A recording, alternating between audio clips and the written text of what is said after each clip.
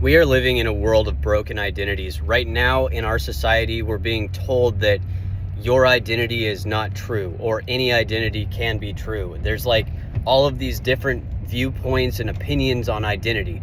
Well, I want to focus today on identity is the building block of everything else that's going on in your life. If you cannot hammer down your identity and who you are, what you stand for, what your values are, all of that stuff, then nothing else will stick for a long period of time, because you're going to wish-wash. You're going to go back and forth. You're going to flip back and forth between one thing and another thing. Anything you hear will sway you one way or another.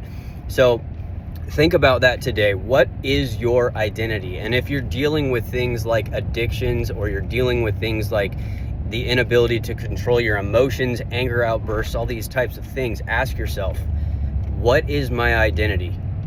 And it can start with just an identity statement, right? I've talked in some of my other videos about how when I was an alcoholic, that was my identity. I'm an alcoholic, and I didn't say it that way all the time, but that was the underlying identity message that I was giving out, is I'm an alcoholic.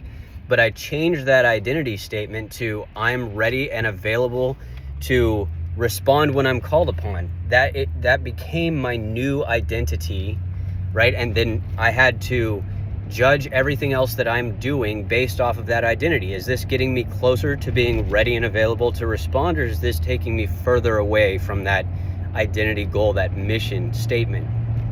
So today, all you have to do today is, when you start hearing these weird voices in your head, or this negative self-talk, ask yourself, what do I want to be known for? What do I actually identify with? What is my identity? And really just break it down to a single statement. Your identity statement. I am ready and available to respond when I'm called upon. Something similar to that. It doesn't have to be that one. It has to be unique to you.